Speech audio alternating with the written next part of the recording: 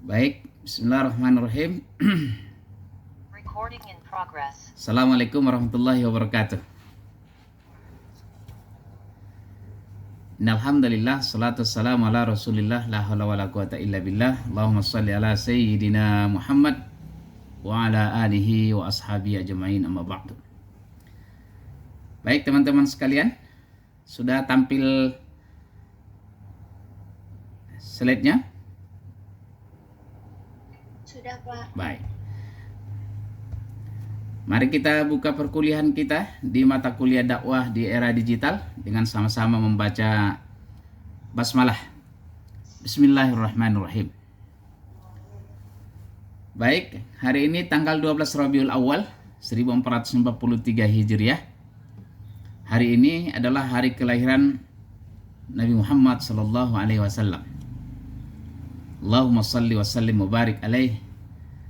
Mari kita pula awali mendapatkan keberkahan dari kelahiran junjungan kita Nabi besar Muhammad sallallahu alaihi wasallam dengan sama-sama membaca salawat kepadanya sebagaimana Allah perintahkan. A'udzubillahi minasyaitonirrajim. Bismillahirrahmanirrahim. Innallaha wa malaikatahu yusholluna 'alan nabi. Ya ayyuhalladzina amanu shallu 'alaihi wa sallimu taslima. Mari kita bacakan salawat kepadanya. Allahumma shalli ala sayyidina Muhammad wa ala alihi wa ashabihi ajma'in. Beliaulah teladan kita sepanjang zaman. Kita perbanyak membaca salawat kepadanya sebagaimana beliau bersabda, man shalla alayya wahidan sallallahu alaihi asyran. Siapa yang berselawat kepadaku sekali maka Allah berselawat kepadanya 10 kali. Mudah-mudahan dengan salawat itu kita termasuk dari umatnya yang mencintai dan merindukannya. Amin ya Allah rabbal alamin. Untuk renungan Maulid Nabi Muhammad SAW ini saya sudah kirimkan tulisan tadi pagi, meskipun masih sangat sedikit di antara kalian yang meresponnya. Ya, saya kirimkan tulisan saya di Hikmah Republika berjudul Teladan Sepanjang Zaman. Gitu ya. Teladan Sepanjang Zaman, dan saya minta kalian membacanya gitu ya. Tapi sayang sangat sedikit sekali yang merespon, apalagi membacanya gitu ya. Untuk menjadi seorang dai itu, teman-teman sekalian, mahasiswa KPI UIK, menjadi seorang dai itu harus banyak membaca dan banyak mendengar. Gitu ya, banyak membaca dan banyak mendengar, lalu kita bicara dan kita menulis, gitu ya. Yang sedang kita bahas ini sebenarnya adalah bagaimana kita bicara dan menulis tapi sesuai dengan dakwah Rasulullah sallallahu alaihi wasallam. Baik, ini pertemuan kita yang keempat ya. Nanti mungkin minggu depan mudah-mudahan Bu Dr. Dewi sudah bisa masuk untuk membantu kita menjelaskan bagaimana media digital. Jadi pondasi-pondasi dakwahnya sudah saya tuntaskan sampai hari ini, sampai 4 kali kita tatap muka. Mudah-mudahan dalam 3 kali tatap muka ke depannya Bu Dr. Dewi sudah bisa menambah kapasitas kita, kemampuan kita, keterampilan kita dalam mengelola media sosial. Baik, hari ini saya akan sampaikan tentang etika dakwah Nabi Shallallahu Alaihi Wasallam. Kenapa ini saya sampaikan? Supaya pada saat kita berdakwah nanti, baik secara langsung, secara konvensional atau kultural, maupun secara digital, itu tak boleh kita menyalahi etika dakwah. Etika dakwah Nabi Shallallahu Alaihi Wasallam inilah yang menjadi pegangan kita, yang menjadi bingkai kita, yang menjadi ruh dakwah kita, sehingga tidak salah gitu. Seringkali sekarang kita temukan orang semangat sekali berdakwah, giro dakwahnya luar biasa, tapi adab dakwahnya rendah. Itu persoalan. Dan karena kita menggunakan media digital atau dakwah digital, maka etika ini atau adab dakwah ini menjadi sangat penting. Seperti yang saya sampaikan pada pertemuan yang lalu, saya tidak ingin kalian nanti yang akan menjadi orang-orang terpandang atau mubaligh atau dai dakwah digital tapi terjerat undang-undang ITE.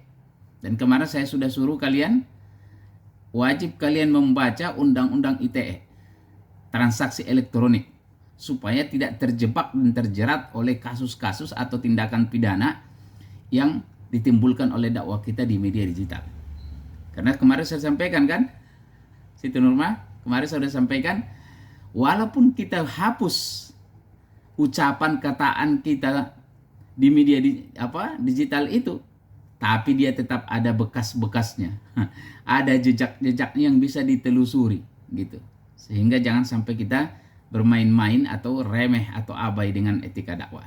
Nah, oleh karena itu pada pertemuan kali ini mari kita kupas satu persatu, dan buku rujukan utamanya adalah buku Syekh Ali Mustafa Yakub almarhum, semoga Allah merahmatinya.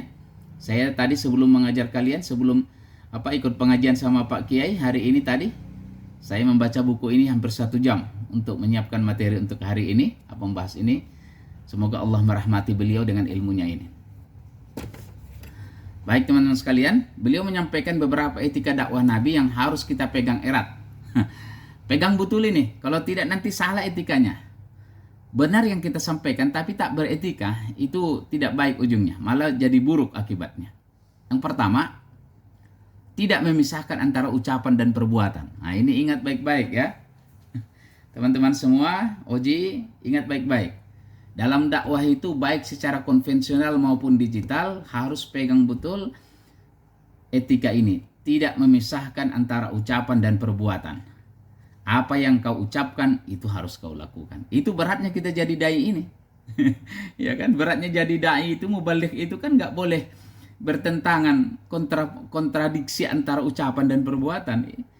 Itu bedanya kemarin saya bilang antara dakwah dan i'lan kan. Kalau dakwah itu kita berdakwah, apa yang kita ucapkan, apa yang kita seru, yang kita ajak harus kita lakukan. Kalau iklan, bintang iklan itu tak mesti dia, kalau dia mengiklankan satu produk, tidak ada kewajibannya harus itu dia pakai kemana-mana. Kalau dia tidak pakai nanti dia dihukum, enggak, kecuali memang kontraknya ada khusus harus pakai itu. Tapi di rumahnya kan urusan dia gitu kan. Gitu. Ini baca dalam surah As-Saff ya. Ya ayyuhalladzina amanu lima taquluna ma la taf'alun. Kabura maqtan 'indallahi an taqulu ma la taf'alun. Ini luar biasa ini kan. Hai orang beriman, kenapa kalian mengatakan sesuatu yang kalian tidak lakukan? Besarlah murka Allah bagi orang yang berkata tapi tak melakukan. Sejujurnya saya secara pribadi pun berat. Makanya kadang berat untuk ceramah itu, berat untuk menulis itu, karena menarik ke dalam diri gitu. Menarik ke dalam diri, betapa akan berdosalah saya mengatakan sesuatu tapi saya tak melakukan gitu. Jangan sampai kita mengajak orang berbuat baik tapi kita sendiri melupakan diri. Nah, ini yang paling berat bagi kita seorang mubalik, ini paling berat nih, Farid Dai ini. Kalian pun sama ya, jadi jangan kalian nanti dakwahkan sesuatu. Jadi sebelum kalian bikin konten dakwah di media digital itu, pastikan yang kalian mau dakwahkan itu sudah kalian lakukan. Jangan sampai kita termasuk yang diperingatkan keras dalam surah Al-Baqarah itu kan, atamuruna an-nasa bil birri wa tansawna anfusakum wa antum tatlunal kitab. Wah, itu kan ngeri kali. Kenapa kalian mengajak orang berbuat baik?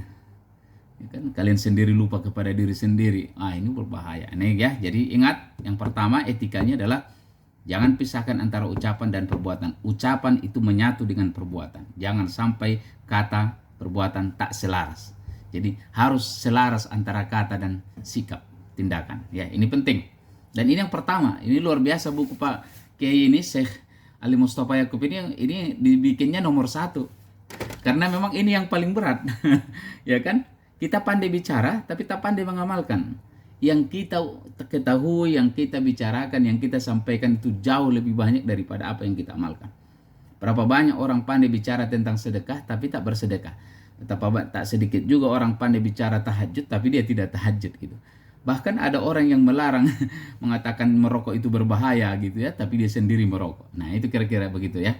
Jadi ucapan berbeda dengan perbuatan.